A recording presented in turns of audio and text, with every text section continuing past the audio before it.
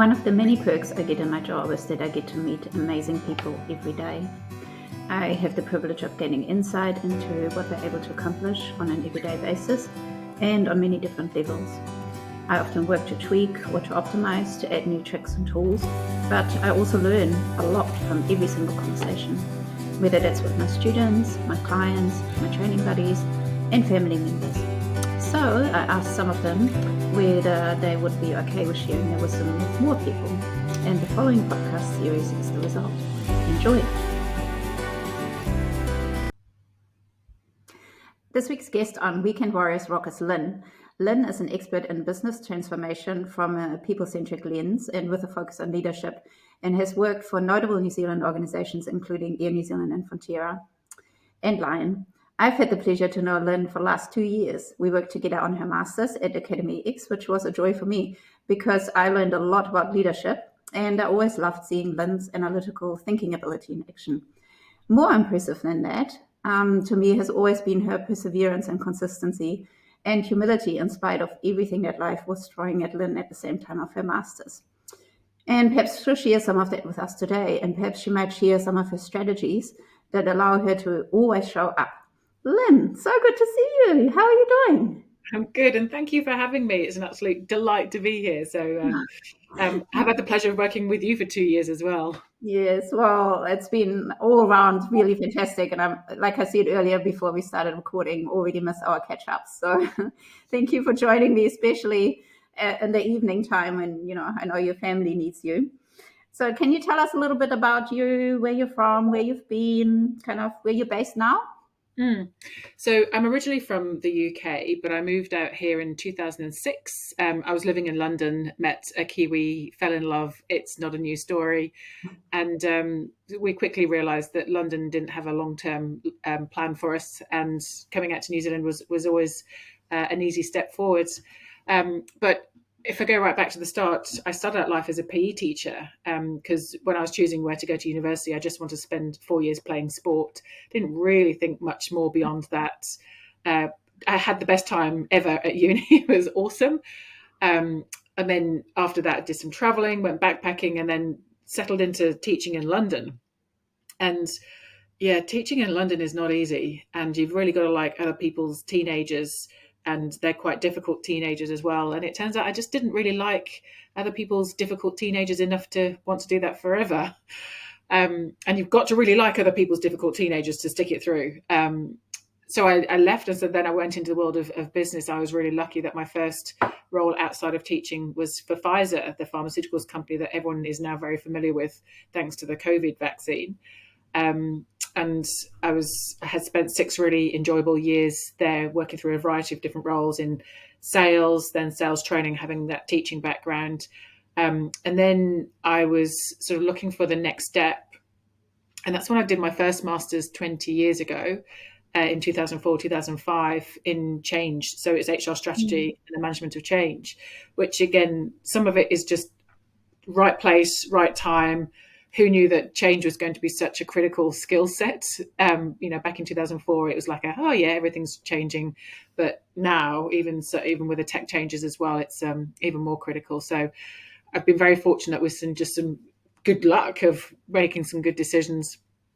And then 2006, we left the UK and came out to New Zealand, and we've been in Auckland ever since. My son was born in 2008. My daughter followed in 2011, and we've just been busy living, loving New Zealand, loving the lifestyle, and working across a variety of different organisations in various different sort of people and culture type roles for the last almost 20 years. That's a very potted history. No, fantastic and interesting. I never knew that you trained as a PE teacher to start with. Probably a long time ago. What's that? A long time ago. So 93 to 97, I did my bachelor's. Yeah. I believe it when you say that that was you had a lot of time, a lot of fun in the degree, because that's my experience as well with PE teachers. Actually, physiotherapists as well during the degree. No, fantastic. Lots of sport, lots of fun off the field. Yes. No, awesome. So with all of that, what would you say gets you out of bed at the moment or right now? Well, I mean, the practical sense is the alarm clock, and then the other practical thing is the dog. Um, so that having that dog, knowing that you've got to get up every single morning to walk the dog, and there's come rain or shine, you've got to get up. But in terms of like, I get up every morning and I run sort of 5 or 6 days a week, and it is just that discipline of knowing that if I don't, I'm going to feel a lot worse if I don't exercise. Um, I can't remember if I've told you this, Sylvia, but Mm. after I'd had my second child, my beloved daughter Phoebe, I got quite big. I was Mm. 105 kilos, a good size 18. The baby weight kind of didn't really go. And then Phoebe was 8, and like, she's not a baby anymore. And I couldn't really call it baby weight. And it's like, okay, something needs to change. I was still exercising. I was still running the odd half marathon here and there, but it was like slow. And I was probably leaving little potholes behind me when I ran because I was a big girl. Um, and it's just got to the point of, okay, I'm fed up with being a big girl. I don't want to see myself as a big girl. And it is that, 80% diet, 20% exercise, but the two pieces together are really, really important. You can never outrun a bad diet. But my issues were about what I was eating. So, again, I'm not sure if I told you this, but I ended up going for clinical hypnotherapy. So I sort of saw a therapist who'd been trained an approach that had been trialled and tested by the NHS in the UK. Mhm. And then this woman had come out to New Zealand and trained a handful of people in New Zealand in the sort of the NHS approach. Mhm. And look, it worked for me, and it just kind of reset how I thought about food, reset how I thought about exercise, reset how I thought about myself and how I was treating myself and my body.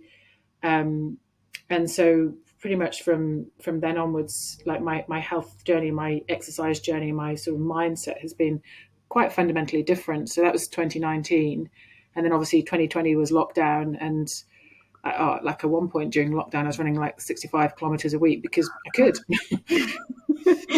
Nowhere else to go, so let's just keep running. So I did. So yeah, that was the fittest I've ever been during lockdown because Wow. nothing else to do really apart Nothing from go else for to a do. run. Yeah. I think there was kind of literally a path in the footpath around our house as well because I got so stir crazy. And if you're stuck with the same people, as much as you love them, it can be really hard. And then exercise can be that outlet. Yeah. And Yeah. because, we're obviously only able to leave the house to walk the dog, exercise. So it's like, right, well, if I'm exercising, I'm going for a 2-hour run because, yeah. Yeah. And, Yeah. lots of big loops that you could do and, always within, not too far to get home. So, yeah, Yeah. exercise definitely kept me healthy Yeah. mentally. Yes, yeah. So important also during study. Would you say that played a role in that as well when you were like going through all these other changes, like you say, transformation is kind of in your blood, isn't it? Yeah, I think, so at the start, you definitely alluded that it's been a tough 18 months, and it really, really has. Culminating sort of 6 months ago, my dad got very sick back in the UK, and very sadly over Christmas he died. It was unexpected, it was sudden, and I think, if you think about the three pillars of health, your sleep, your nutrition, and your exercise. I'm not that good at sleep, and I do need to improve that. But the two pillars that kept me upright is exercising and eating really, really healthily. So I'm quite a big follower of the gut microbiome philosophy. In that, that Mm, whole like look after your gut microbiome, 30 different plants a week. Really make sure that you limit the amount of ultra processed foods. I still have things like alcohol every so often, but I fundamentally believe that if I hadn't been exercising and if I hadn't been looking after my gut, I would be a collapsed heap on the floor of burnout, mental unwellness. I think those two things have just kept me upright in the last, mm, at least the last 6 to 8 months, because it's been hard. mm, Big mm. job, death of my father, finishing off my thesis, Yeah, teenage kids. It's yeah, been not fun. yeah. No. But yeah, like I say, I think one thing that really always makes me really excited to meet with you, and that's why I love working with you, is just you've got that knack of always showing up regardless, giving 100%. And obviously those strategies of looking after the other pillars, like you say, are really contributing to that, both physical and mental well-being, and your brain as well, which is so important in study. So any particular things? So you mentioned 20, was it 20 foods and 30 different plants a week, not 30 servings, but 30 different foods, but they did 30 different plants a week is Yeah. what is recommended to, I mean, the Zoe podcast is really good, and there's lots of snippets from Tim Spector, who's, world-renowned nutrition expert, but he basically talks about 30 different plants a week provides the most variety for your gut microbiome. And then it's sort of, feed the microbes that you've got, and then also ingest different microbes. And the two pieces together really help produce that healthy gut microbiome. And then it's all the other things that a healthy gut microbiome can do, which is, every single body part is impacted by a healthy microbiome. So, your mental health. I'm 51, I'm perimenopausal, and there's really good evidence about a healthy, a plant-based or very good, diverse plant-based diet can improve perimenopausal symptoms. It can reduce inflammation. It can help you maintain muscle mass. So again, sort of just listen to a few of those podcasts as well. Kind of really helped me go like, okay, this is, whilst I can't control the other things outside in terms of, the stress, work, blah, blah, blah, blah, the things I can control is the food that I eat and the exercise that I do. And yeah, I know I don't sleep enough, but the other two pieces I'm pretty strict on. No, that's fascinating. I think the one thing that I've come across in my own life, and that quite a few people I work with, whether that's as part of coaching or helping with supervision and master's research, is that often things just happen and then you're out of your routines and strategies. So one thing falls over and then the next is like a domino kind of thing, isn't it? Yeah. So your sleep is suboptimal, and then you start to eat badly because you sleep badly, and so on and so forth, but you feel like you need the energy. Have you got any tips and tricks in and around how you stay with it as much as you can? Well, again, as a definitely a significant podcast listener, so I listened to, there was a BBC podcast done by Chris and Zan Van Tulleken, and I think it was called Fed or something like that. I'd probably need to look it up. But it was basically a podcast on what happens when you eat lots and lots of ultra processed foods. And it was listening to that podcast and just them listing all the things that happens to your body and your mind and your gut when you eat lots of ultra processed food that made me go like, yee, that's not good. And again, as you do start to get a bit older in life, you kind of think, okay, got to look after myself because I want to be around for my kids. And you kind of make a few choices. It's like, well, I know that 30 plants a week is good. I know that ultra processed food is bad. I know that exercise is good. What can I do on 80%? General rule of thumb is 80%. I'm not like my body's a temple. It's not. I still like wine. But what can I do 80% of the time to kind of do the best that I can for my body? Because I know that if I look after my body and my mind, it definitely makes you better able to lean in and face the mountains when the mountains come. But you just never know when those mountains are going to hit you. I mean, like my dad was perfectly healthy. He was a fit, active 80-year-old man who played golf, walked the dog for an hour every day, went to the gym 3 times a week. Like the weekend before he went into hospital, he was on the common in the village on a working bee, like digging out a path, etc. And then 7 days later, he was in hospital in intensive care. You just don't know when those curveballs are going to hit you.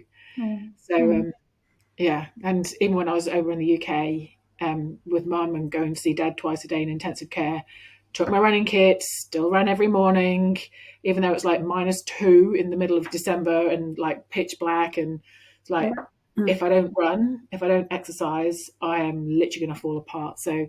it's holding on to the things that you know will hold you upright. Yeah, yeah, that you can control, like you say earlier. Control the controllables.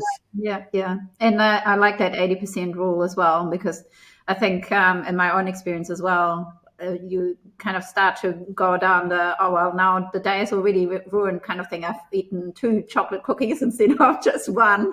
Might as well keep going. But actually, you're still within the 80%. So rather than going down that dark hole and beating yourself up, I think that's a good rule to keep in the back of your mind. Absolutely. Very admirable. Goodness. I struggle even at 6 degrees here at the moment. At 6 degrees in the morning. I It was was cold this morning, yeah. my gloves and my hat. And my family always goes like, "How have you become so soft?" Having lived in New Because like Zealand. we're from like cold countries, right? But yeah, I've completely soft since I've gotten here. But yeah, in the UK, it like the ground would be so frozen. Like Mum had a bird bath outside, and I'd try and sort of break the ice on the top, and the whole bird bath was frozen solid. It's like Elsa had been around, like freezing everything, and you had to be careful where you're running because the ground was just so slippery and icy. It's like, Yeah, yep, got to yeah, keep going. you did it. Keep going. And then the time change and climate change as well, coming from the UK to here and vice versa. Goodness, so you're definitely been through some tough times. What about what happens for you when things are going well?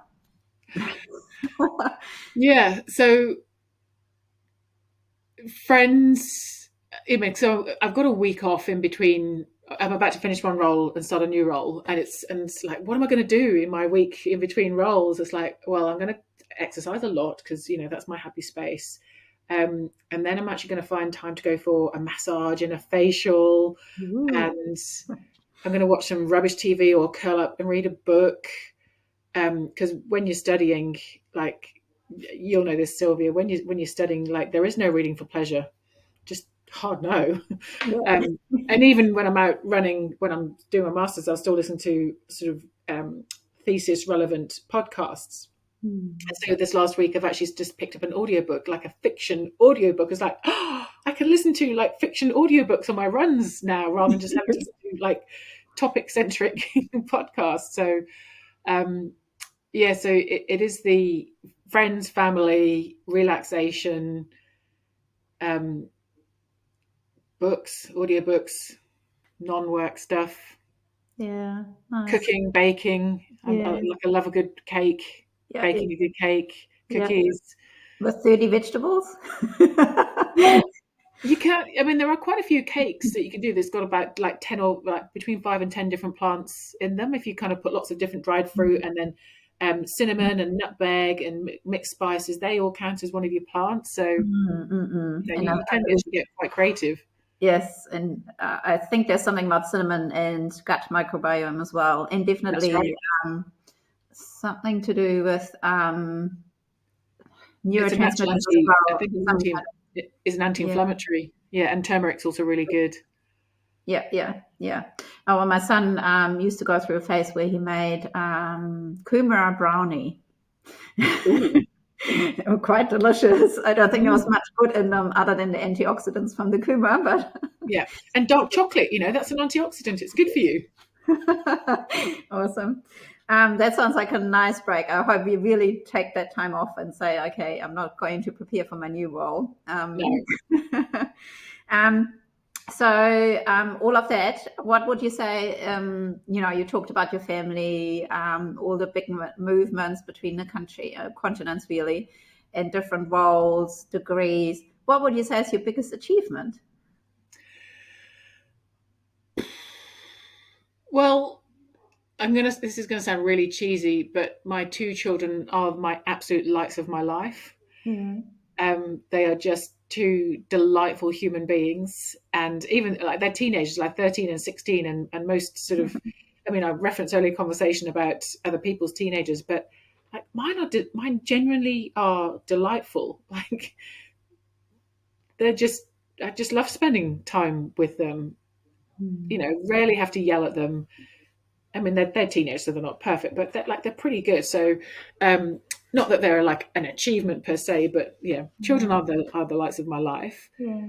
Um, and I think in terms of biggest achievement, I'd probably say again, this last 18 months has been the toughest I've ever had to lean into and face. And I got through it, you know. I'm upright. I'm still okay. I Yeah. finished a master's. I farewelled my dad and did a transformation program at work and still have friends and still my kids still like me and my husband's not divorcing me and I, you know, only put on like 2 kilos the whole, you know, the whole time. I haven't let myself go. And, you know, you just kind of, I remember reading once, and this is one of my favorite quotes. I can't remember which book it was in, but big successes are often the results of thousands of little things. Mm. And I think it's the job plus thesis plus change plus. And I probably wouldn't say that there's one particular thing, but kind of when you add it all together, it's fairly. It's been a tough couple of years. It's just been Mm. tough, and I'm hopefully, this is me touching wood. I'm hoping that I'm through the other sides. Yeah. Yeah. Yeah. Yeah. But I think even if there was, and like you say, you never know what's around the You never corner. know. I think having gone through those 1,000 changes into a success, you're always better prepared, you know, for whatever else comes. Because even if we fail, I think there's learning in that. Essentially, I often think, and I saw a quote somewhere where it was about see failure is more like a scientist. It's an Yes. experiment, and you tweak and then you Yeah. optimize, and maybe something else comes out next Yeah. time. It's that lovely Edison quote. I have not failed. I just found 10,000 ways that don't work. Yes, Yeah. exactly. Yeah. And I think it is, you know, because I was facing redundancy in 2023, and I'm the provider for my family, and the whole thought of not being able to, you know, fulfill my obligation was quite scary and terrifying. And that's, you know, why I decided to take on the masters in the first place. I'd always wanted to do the Academy X Masters of Tech Futures. It's like, well, I'm being made redundant. If you create a void, you've got to fill a void. So I might as well fill it with something that I've always really, really wanted to do. So kind of went, all right, let's do it, because if not now, then when? And then sort of 2 months into it, so I started in the October, and then I'd done the November sort of residential. And then then someone approached me at work saying, "Hey, what are you up to?" It's like, "Well, I'm in the departure lounge. I'm finishing in like 15 days." And they went, "Do you want to come out to the departure lounge? Might have a job for you that we need someone like you for." And I went, "That would be great. Thank you very much." And then it was a case of like, well, can I still do that and the job? It's like, oh well, let's just find out, shall we, and just keep going. So Yeah. I Yeah. did, Yeah. and I did. Yeah. Yeah, I think that comes back to what you were saying at some point about, was it a hypnotherapist, finding out like what it, you know, how to love yourself and how to think about yourself. And I think that's where a lot of things start, don't they? It's like if you think of yourself as you know, worthy, then you're more likely to look after your health. You're more likely to jump into jobs and take up opportunities and so on. Mm. So was there any specific, just interested in the hypnotherapist conversation or anything in and around that you said that was it for me to say, no, I'm good. I want to do this for myself. I don't think there was anything specific, but I mean, I definitely believe in the philosophy of never waste a good crisis. Mm. And, you know, as I said, you know, I had my eye on that Masters of Tech Futures for like about 5 years since it's pretty much started. And it was almost if you wait for an ideal time, there never will be one. Yeah. And if I hadn't had that job uncertainty and that redundancy, it would have always been too busy. Just, oh, I've got too much on my plate. I just don't think I've got the time or the capacity. And then, you know, I do look back and go, all right, maybe the universe had something kind of planned for me in terms of, right, well, we'll create that sort of, got to create a void to fill a void to actually get you doing that. And then we'll make sure that you're okay job wise. And it'll be like really hard, and then just grit. You can get yourself through this. And when I look back on the last 18 months, it's like, people say, what have you learned? It's like, I always was a pretty strong person, but I mean, even stronger than I thought I was.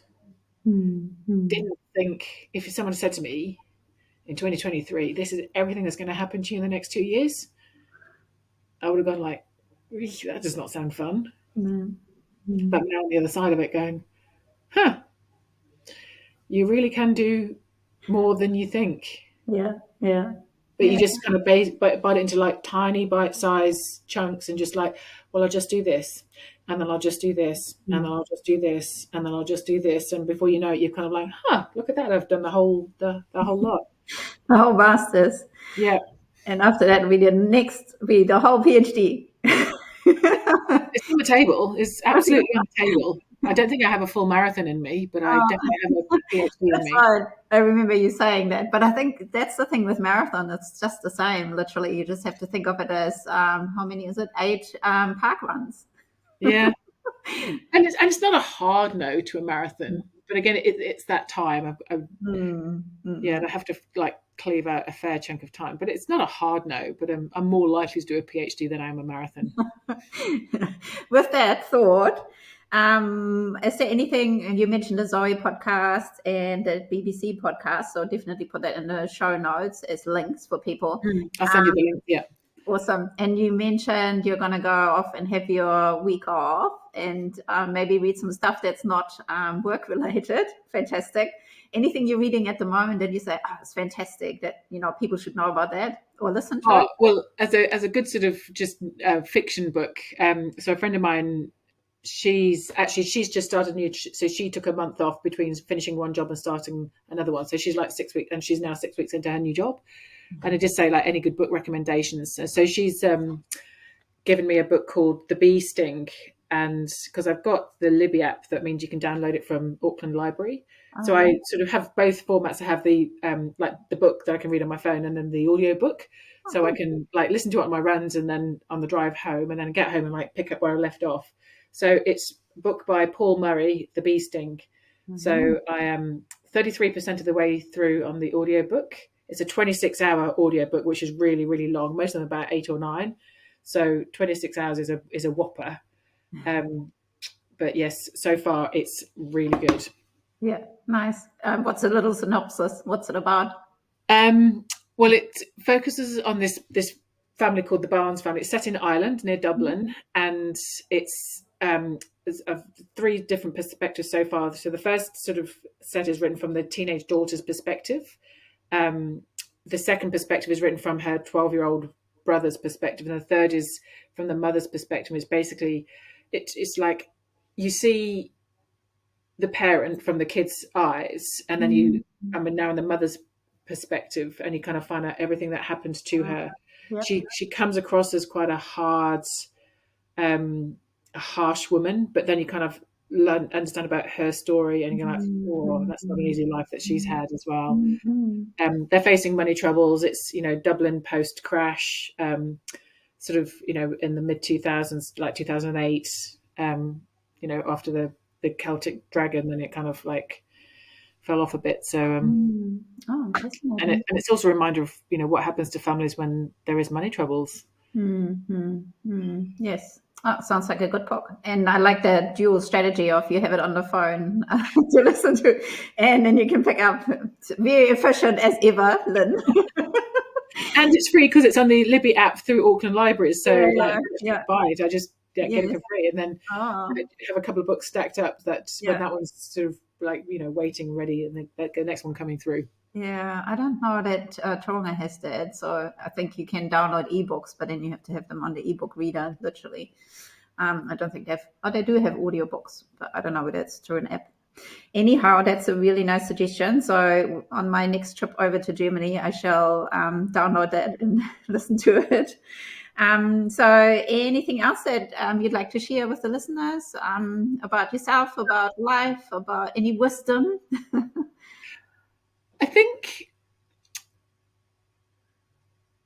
I know that for a lot of people, and I've got a good friend of mine at work and struggling at the moment. And you sometimes, when life isn't kind of how you hoped it would be, you just have to grit your teeth and just go, this too shall pass, this too shall pass. If I think about what's kept me going in the last 18 months, it is that belief that, when you've got the good times, this too shall pass. When you've got the hard times, this too shall pass. And I think it's just really understanding the ebbs and flows of life, and that love the good times, because this too shall pass. The dark times, it will pass. Mm-hmm. And you just have to keep yourself putting one foot in front of the other to keep yourself going, and it will come up as soon as, So I'm a huge fan of Angela Duckworth. She's wonderful. She does a podcast. It gets released every Monday, called No Stupid Questions. And there's one of the podcasts that she did that's, basically how do you deal with life's changes. And she just talked about, just this too shall pass. Mm-hmm. Yeah. And, be grateful for what you have got. I'm so grateful for everything that I have had. Never waste a good crisis, but know that this too shall pass wherever you're in. Yeah. Very wise words. And I should add that podcast as well to the show notes. Yeah, I love Angela Duckworth. I love her. When I grow up, I want to be like her. I don't know whether we get a second life if we did. I think you're doing amazingly in this life. And I want to say thank you so much again for joining me. It's been an absolute pleasure. Like I say, I'm going to miss our catch-ups. We have to find some alternative way of catching up. We can still have calls every couple of weeks just to how are you? Maybe not on this platform, too much jiggling. Too much catch-up, yeah. But no, that's awesome. Thank you so much, and wish you a fantastic evening. Thank you for listening. If you enjoy this podcast, click like on YouTube and subscribe to the channel on YouTube, Apple or Spotify. Weekend Warriors rock.